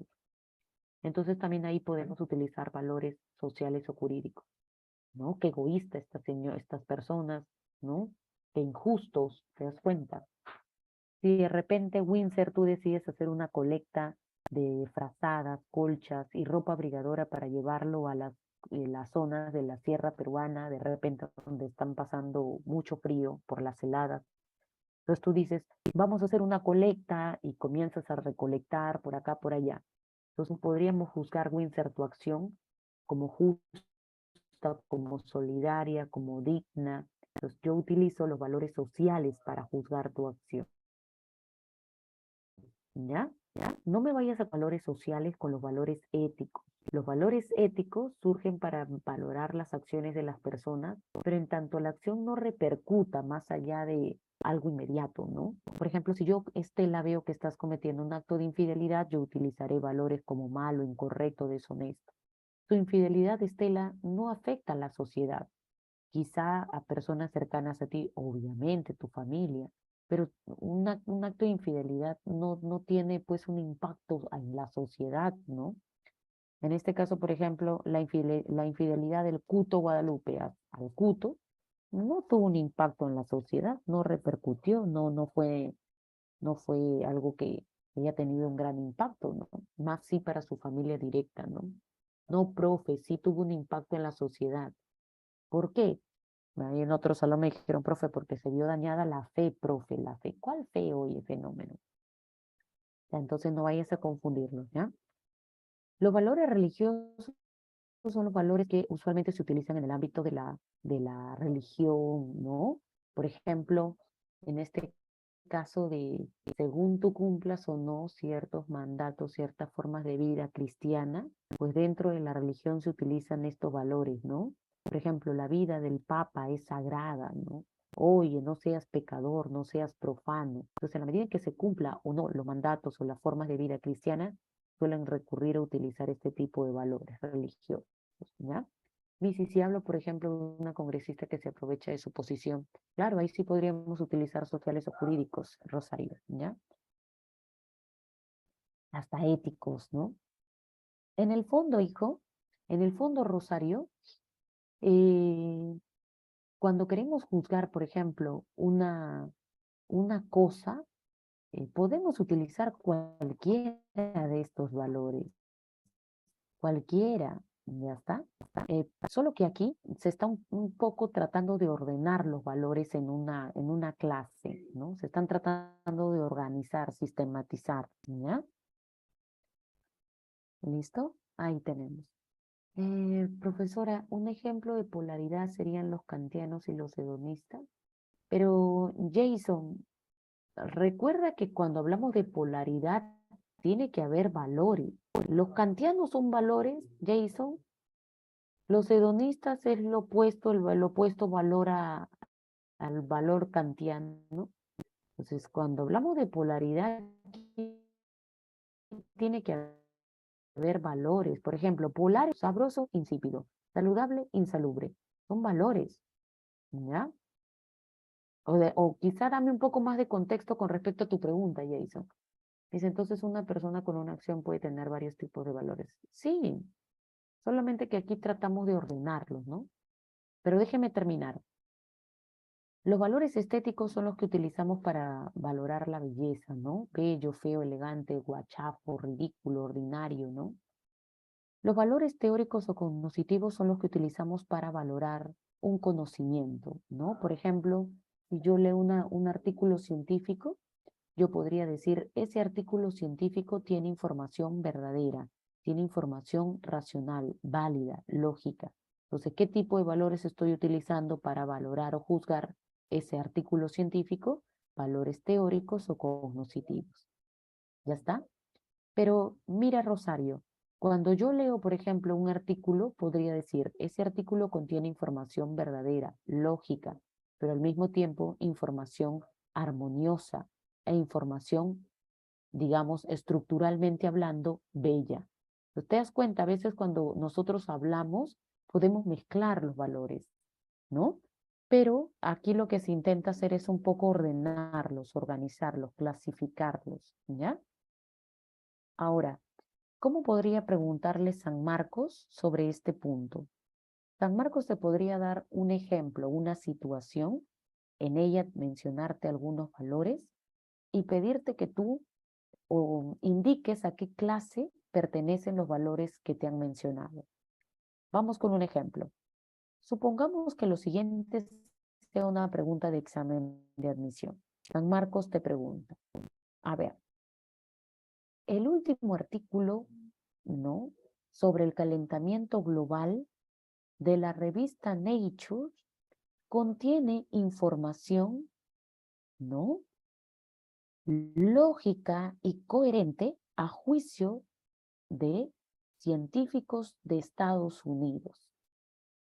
Según la clasificación de los valores, ¿a qué clase pertenecen los valores que han mencionado los científicos? Entonces tú automáticamente reparas, valores, me han mencionado coherentes y lógicos. Esos pertenecen al toque, teóricos o cognitivos. Marcas la clave, teóricos o cognitivos. Entonces así te puede preguntar San Marco. ¿Ya está? Otro ejemplo. A ver, otro ejemplo.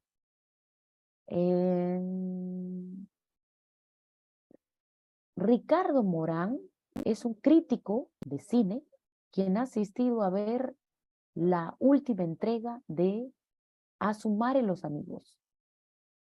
Su conclusión fue que dicha película carece de armonía y carece de elegancia. Es más, a su juicio, esta obra ha caído en lo ridículo y exagerado. Según la clasificación de los valores, ¿a qué clase pertenecen los valores expresados por el juicio, el crítico de cine? Automáticamente tú, ya, ridículo, elegante, armonioso, estético. Ya está. Así te puede preguntar San Marcos. ¿Ya está? ¿Se entiende? ¿Se entiende? ¿Se entiende? Ya está.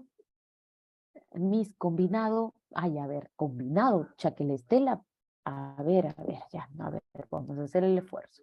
Podría ser. Carlos es un padre de familia que le inculca a sus hijos, ¿no?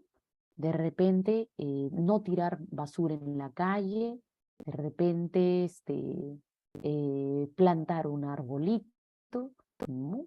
Una planta, ¿no? Porque él considera que eso ayudará al planeta a mantenerse, ¿no? Saludable, vital, ¿no?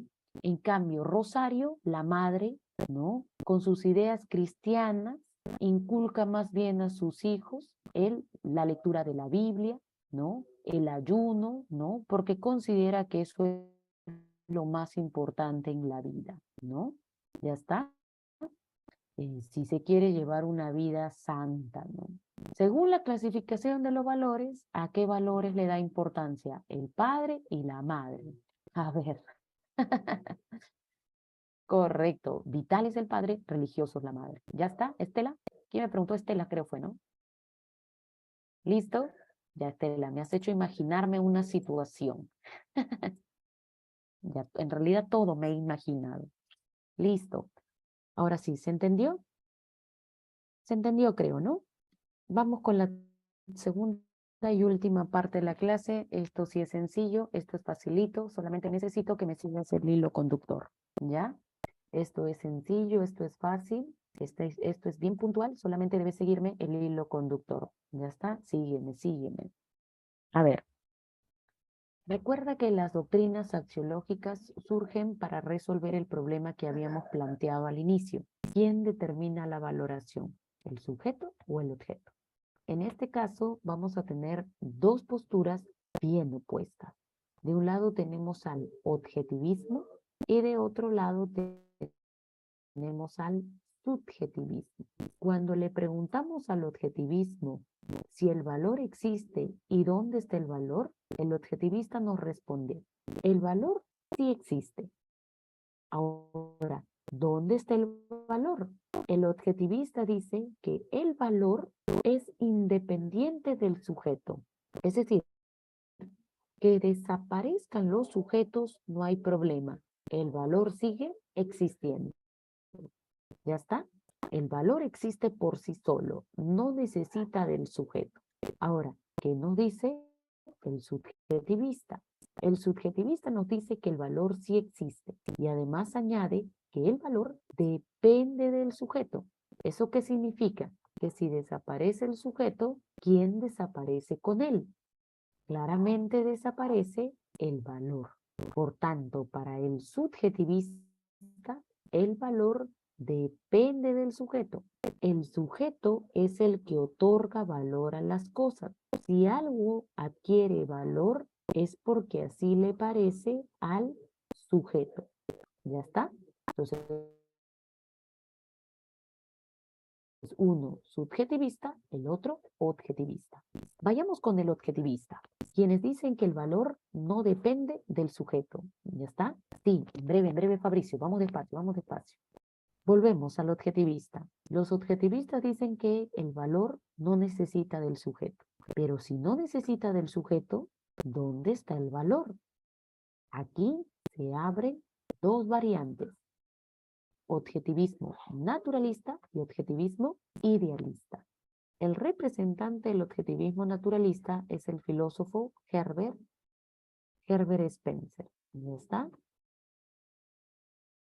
De él ya hemos hablado en antropología filosófica y lo hemos mencionado también en filosofía en el Perú y Latinoamérica. Es un filósofo positivista del siglo XIX.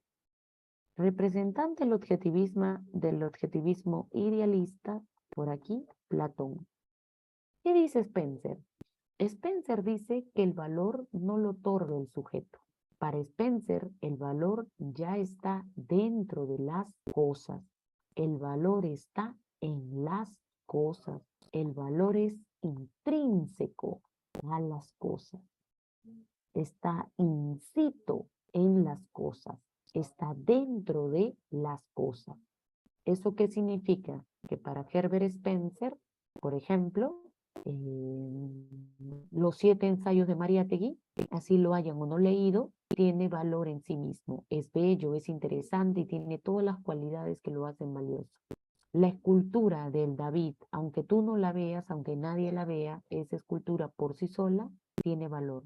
Es bella, es interesante, tiene todas las cualidades que las hacen valiosas.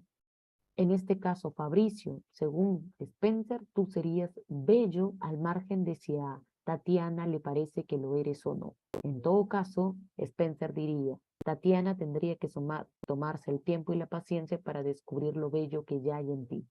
Es decir, el sujeto tiene que descubrir la belleza o el valor que ya está dentro de las cosas. ¿Ya está? ¿Listo? Eso diría Spencer.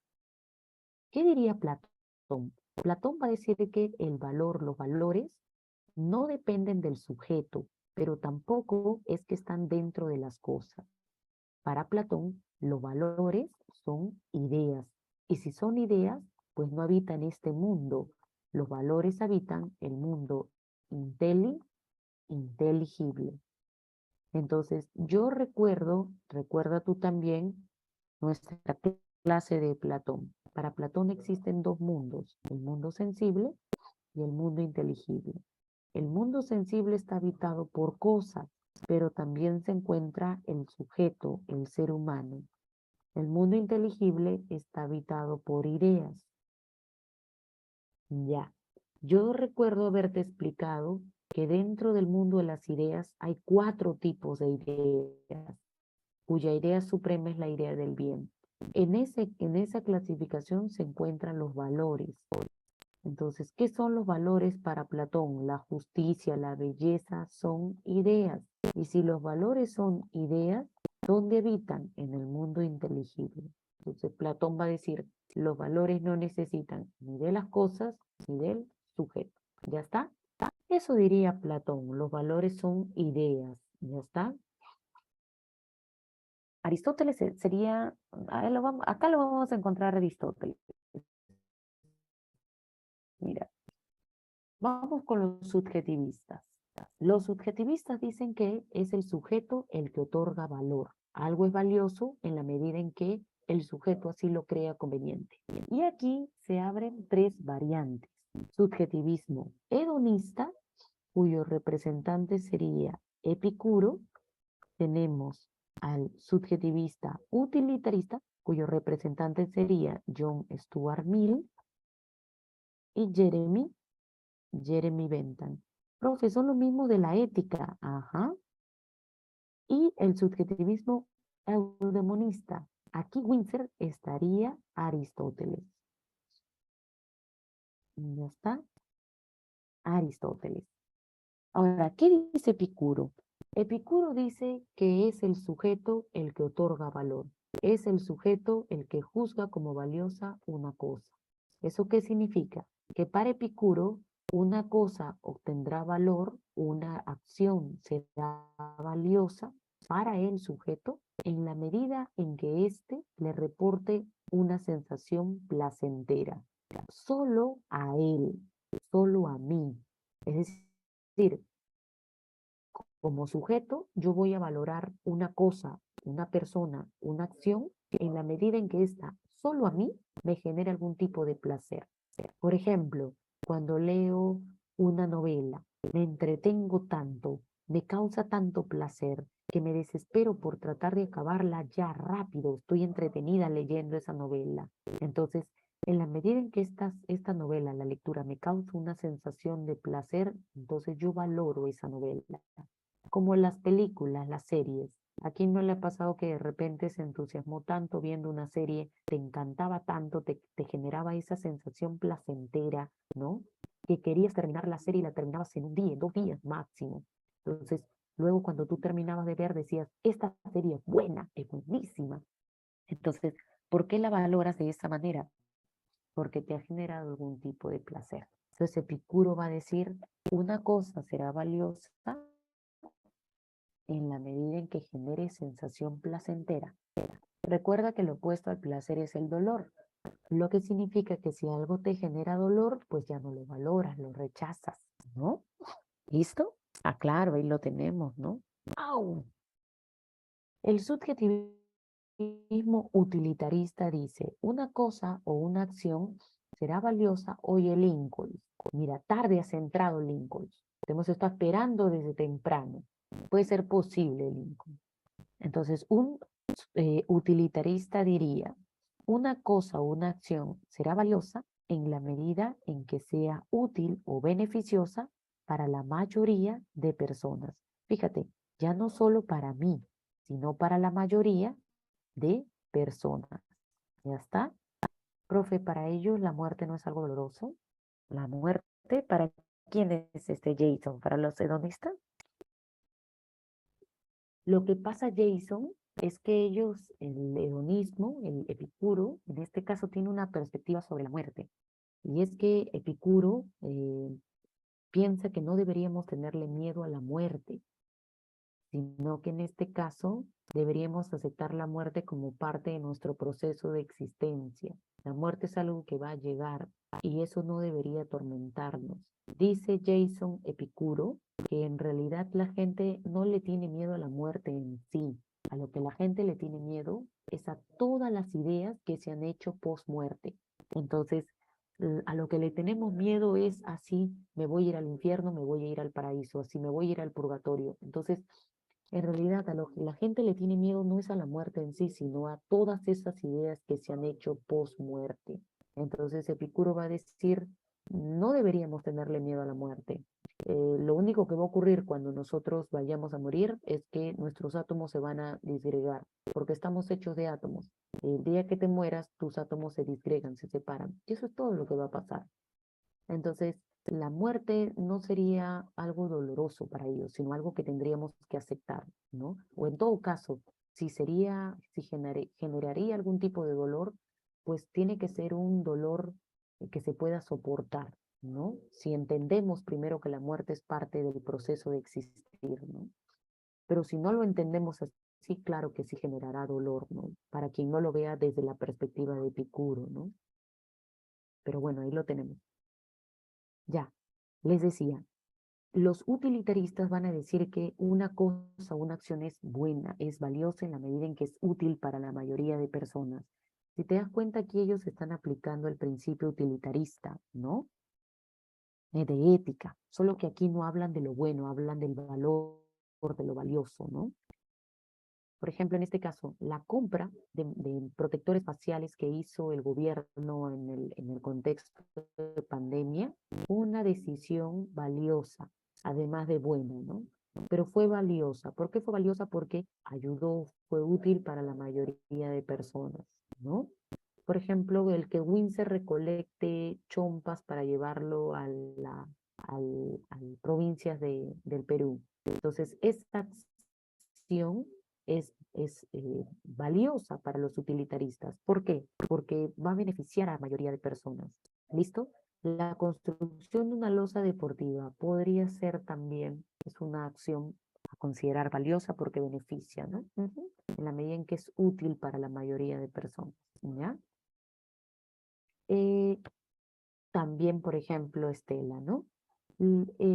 Aristóteles diría que una cosa, una acción será valiosa en la medida en que nos ayuden a llegar a cumplir nuestro fin último de la vida, que en este caso es la felicidad. Recuerda que para Aristóteles todos tienen la finalidad de ser felices. Entonces, algo será valioso en la medida en que te ayude a lograr ese fin. Recuerda que para Aristóteles la felicidad no está ni en la riqueza, ni en la fama, ni en el sexo, ni en un amor apasionado, ni nada por el estilo. Recuerda la clase la semana anterior. Para Aristóteles hay dos formas de lograr la felicidad. Uno, cuando te dedicas a estudiar, a la vida contemplativa, y otro practicando el justo medio. Entonces, para Aristóteles, si tú te dedicas a leer un artículo científico, si te dedicas a cultivar tu intelecto, esa acción será valiosa porque te está conduciendo a lograr la felicidad. De modo inverso, todo aquello que no te ayude a lograr la felicidad no será considerado valioso. ¿Ya está? Leer un libro, leer un artículo, hacer una investigación científica, para Aristóteles esas acciones son valiosas. ¿Por qué? Porque nos ayudan a lograr la felicidad. Practicar el justo medio será también algo valioso porque nos conduce a la felicidad. Actuar de manera virtuosa, ya está, también será algo valioso porque nos está conduciendo a la felicidad. ¿Ya está? ¿Listo? Ahí lo tenemos entonces, muchachos. Ahí tienes las variantes del subjetivismo y del objetivismo, ¿ya? Para ir terminando, dejamos estas dos posturas y pasamos a otras por aquí. Tenemos por aquí el relacionismo de Riccieri Frondizi. El relacionismo vendría a ser como una fusión. ¿Entre quiénes? Entre el subjetivismo, que dicen que solo el valor requiere del sujeto, y sería una fusión del objetivismo, quienes dicen que el valor depende solo del objeto. Entonces, un relacionista dice, a ver, para que haya valor o valoración, no solamente se requiere de un sujeto, ni tampoco de solo un objeto, sino que más bien se requiere de ambos, interacción entre ambos. Es decir, la valoración o el valor solo será posible si están presentes un sujeto que valora y un objeto a ser valorado. Por acá tienes al sujeto, por acá tienes al objeto. En la medida en que haya relación o interacción entre ambos, habrá valor o valoración. Frondizi va a decir en este caso, Frondizi va a decir que esta obra de arte, este cuadro, podría tener propiedades que podrían traducirse en experiencias de agrado, pero estas partículas, estas cualidades, nadie podría conocerlas si no existiese primero un sujeto que tenga la capacidad de poder conocer esas partículas y traducirlas en vivencias de agrado. Entonces, este cuadro puede tener partículas que lo hagan bello, pero si no hay un sujeto que sea capaz de descubrir estas partículas, nadie sabrá de la belleza de este cuadro. Lo mismo ocurriría con el sujeto. El sujeto puede tener la capacidad de traducir cualidades en vivencias de agrado, pero si no hay un objeto con dichas cualidades, tampoco existiría el valor. Por lo tanto, para que haya valor se requiere de dos cosas: un sujeto que valora y un objeto a ser valorado. Cuando la capacidad, la facultad del sujeto entra en contacto con las cualidades del objeto, en esa relación es que surge el valor o la valoración. Entonces depende de ambos, no de uno, no de otro, sino de ambos. ¿Ya está? ¿Listo? Pues se le llama relacionismo. Para terminar, dejamos este para el último, tenemos por aquí el social culturalismo de Herbert Marcuse. En este caso, Marcuse nos va a decir que el valor sí existe. ¿Y dónde aparece el valor? El valor aparece claro, cuando se relaciona un sujeto con el objeto. Pero en este caso, para Herbert Marcuse, cómo valoramos las cosas está muy influenciado por nuestro contexto social, por nuestro contexto socioeconómico, por la cultura en la que vivimos. Es decir, si nosotros valoramos algo de tal manera, esa valoración se da porque de alguna forma la sociedad influye sobre nosotros. Somos hijos de nuestro tiempo, no podemos escapar de ella. Entonces, la sociedad en la que vivimos está cargada de costumbres, de creencias, de ideologías, y eso influye mucho en cómo somos, ¿no? O influye mucho en nuestra valoración. Te doy un ejemplo. Supongamos que tú creces en un ambiente cuya familia es muy cristiana, muy católica, muy creyente. Entonces, quieras o no, esa creencia de tu familia influye mucho en qué tú valoras, ¿no? Entonces ellos influyen y tú cuando vas creciendo terminas diciendo, ay, no, eso no hay que hacer porque eso no es bueno, eso no es positivo, eso no es valioso, no deberíamos hacerlo, repetirlo, valorarlo porque eso no es una práctica buena. Entonces tú valoras las cosas de alguna manera influenciado por las creencias de tu familia. No va a ser sino hasta que tú tomes conciencia y rompas con esas valoraciones y creas tu propia tabla de valores. ¿Ya está? Entonces, mientras estamos sujetos a vivir dentro de nuestro hogar, bajo la formación de nuestros padres, adoptamos sus valores, adoptamos sus creencias, pero cuando ya tú te separas, te independizas, de alguna forma te vas con esos valores, pero otros los vas reformulando, otros vas rechazándolos, otros vas cambiándolos. Ya está, es parte de la vida, se trata de crecer, ¿no? Aunque claro, hay gente que y se independice de la familia, pero carga todavía con esos valores, esas creencias, esos prejuicios, ¿no? Entonces, de lo que se trata es un poco de tener la mente abierta y de saber qué valores hay que continuar y qué otros hay que reformular, ¿no? Entonces, pero eso ya se logra cuando ya no se toma conciencia, ¿no es cierto? La cadena, correcto, Estela. Entonces, la sociedad influye, ¿no? Si salimos de la casa, la misma sociedad, el Perú, con sus creencias, sus ideologías, todo eso influye. En este caso, por ejemplo, en el Perú, ¿por qué los jóvenes no valoran estudiar, la educación, leer? ¿Por qué no se valora la lectura? Entonces, los jóvenes o la gente o los peruanos no valoramos la lectura, quizá por una cuestión personal, pero también pasa por una cuestión digamos, global. Y es que la sociedad, el Estado peruano no fomenta en este caso la cultura, la educación, ¿no? La lectura. No hay no se fomenta ello, ¿no? Entonces, ¿qué encontramos con ellos? Jóvenes que tienen ciertas reticencias a tener una profesión como que, ay, no, qué aburrido, mucho tiempo prepararme, mejor trabajo. Entonces, si tú te pones a pensar cuántos terminaron contigo el cole, ¿no? Dentro de tu salón por lo menos habían 35 o 40 alumnos. ¿Cuántos están preparando para hacerse profesionales, para estudiar una carrera profesional? Los hermanos te van a sobrar, ¿no? Yo y yo y yo. Entonces, fíjate, tú nada más mirando tu propia situación. Tú eres el único, quizá unos cuantitos más que se están preparando para ingresar a la universidad y hacerse profesionales. ¿Por qué? Porque puede que pase por una cuestión personal, eso sería un factor, pero no es solamente el factor personal, sino que la misma sociedad no nos fomenta, ¿no? A estudiar, digamos, no nos genera mecanismos como para que nosotros podamos estudiar sin ninguna otra preocupación, quizá de índole económica, ¿no? Entonces, de alguna manera, la sociedad, el contexto socioeconómico repercute en qué valoramos y en qué no valoramos. No podemos escapar de nuestro contexto socioeconómico. En este caso, Herbert Marcuse va a decir que las clases dominantes, un poco con tufillo marxista, ¿no? Las clases dominantes son las que de alguna forma direccionan, ¿no? La valoración de la gente, ¿no? ¿Listo? Pero entonces no te olvides, la cultura, la sociedad, el contexto social influye en la valoración, ¿ya? ¿Listo? Y lo último sería hablar de el empirismo axiológico.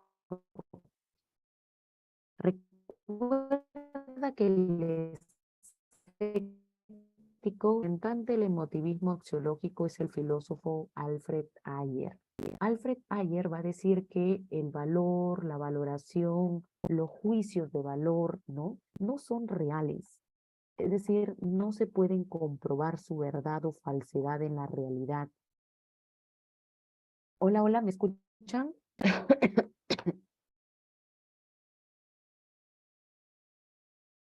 Hola, hola, ¿me escuchan? ¿Me escuchan? Entonces el escucho a mí. Por ratos, dicen. Ya, a ver, aquí terminamos, ¿ya? ¿Me escuchan? Ahora sí, ¿no? Ya, les estaba diciendo que para el emotivismo axiológico, es decir, para el escepticismo axiológico, el valor, la valoración o los juicios de valor no son comprobables. ¿Eso qué significa? Que no podemos comprobar en la realidad su verdad ni su falsedad. Entonces, los juicios de valor no son verdaderos ni falsos, no se pueden comprobar en la realidad. En este caso, el valor, la valoración o los juicios de valor, va a decir Alfred Ayer, solo expresan emociones. Un juicio de valor solo expresa una emoción o un sentimiento por parte de la persona que lo enuncia. Por ejemplo, si yo digo, ya está, si yo digo, Carla es una buena estudiante. Este es un juicio de valor. Ya está. JV, juicio de valor. Ojo, JV, juicio de valor. Este es un juicio de valor. Entonces, aquí tú puedes identificar el valor buena.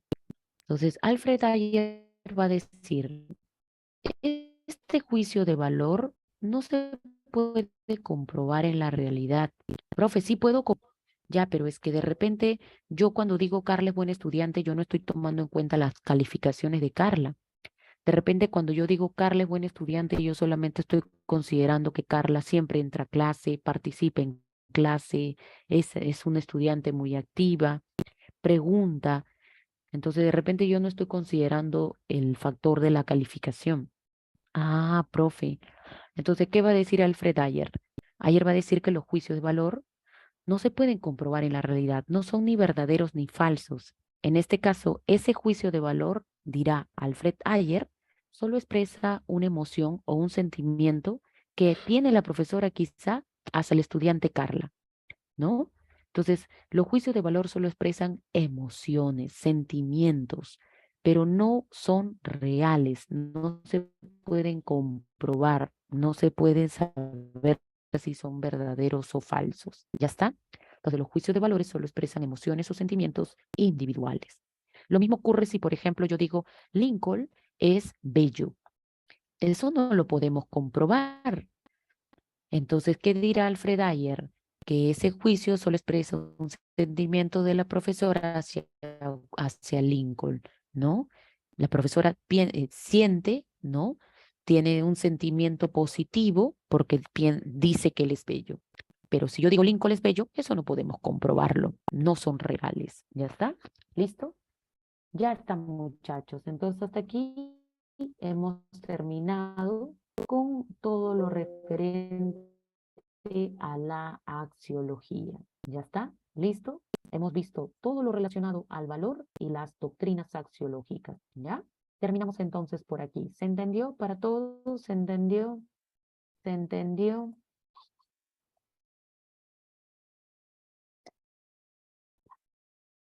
¿Listo? Ya. ¿Cuál es tu tarea? Revísame el material. Resuelve el material, coteja tus claves, por favor. Aquí está el cuadro de claves en la parte final del PPT. Revisa, resuelve.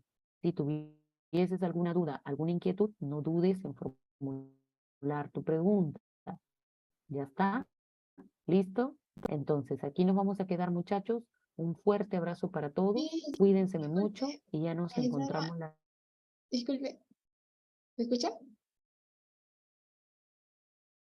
Hola. la siguiente semana para la no vayan a faltar. ¿Ya está? La estética. Recuerda que la estética es un tema relativamente nuevo en examen de admisión. No tendrá 2 exámenes recién que han venido este tema. Entonces, no faltes.